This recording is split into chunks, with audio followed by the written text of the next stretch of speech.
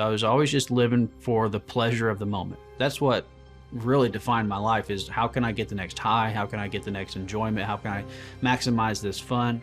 Brandon Sutton grew up in a stable, loving home, but in junior high, he tried marijuana for the first time and got hooked.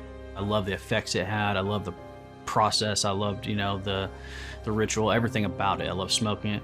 Smoking pot opened the door to harder drugs and drinking in high school. As his life slid into spiritual darkness, his family found spiritual light at a Billy Graham crusade. My entire family went forward at his call, and I stayed in my seat. I thought it was embarrassing. I wasn't committed to what they were committing themselves to. I wouldn't have called myself an atheist or an unbeliever. I would have said I believe those things, but it wasn't a part of my life. Brandon's drug use became a way to cope when he received shocking news from his mom. She starts crying and telling me she has stage 4 brain cancer, lung cancer, and lymph node cancer, and that the doctors gave her 3 to 6 months to live. I'm devastated. And, I just remember crying uncontrollably and telling her everything's going to be okay, we're going to be fine. And, knowing inside, I have no idea how this is going to turn out. I saw her then take chemotherapy and radiation, and she started to wither away. And I just couldn't handle that. I come home from school, I didn't want to look at her, I didn't want to be around her. And so I would escape to go, use drugs, to drink, just anything to escape reality. For the next 5 years, Brandon's life was out of control. Cocaine became his next obsession, leading to criminal activity and jail time, even stealing from his dying mother. At this point, it just wasn't fun anymore.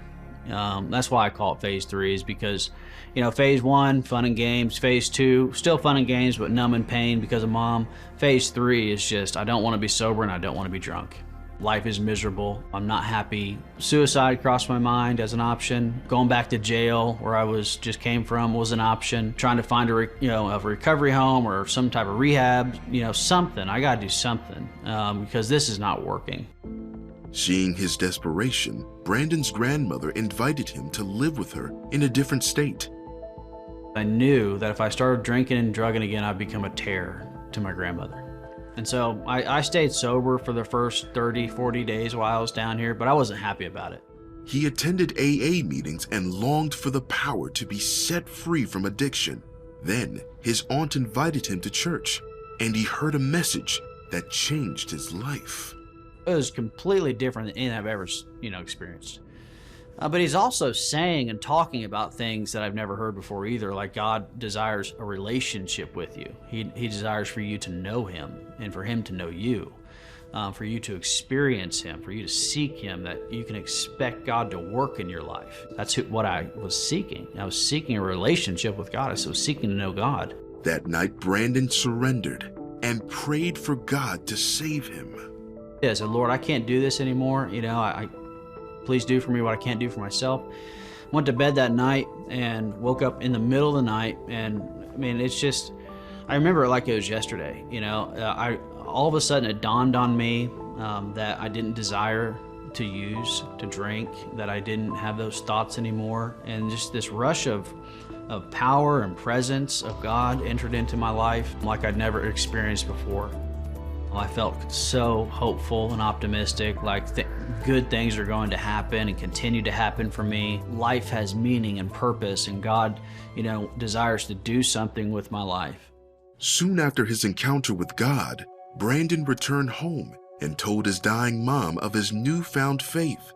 She passed away days later, and at her funeral, he was able to point to God as a source of hope, even in the hardest moments.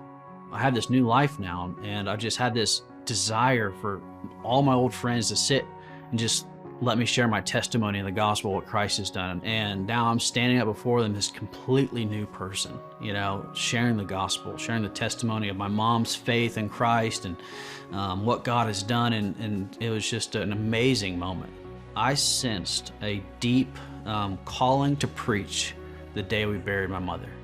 Brandon now has a family of his own and leads a weekly recovery program where he shares the same message of hope that rescued him from addiction.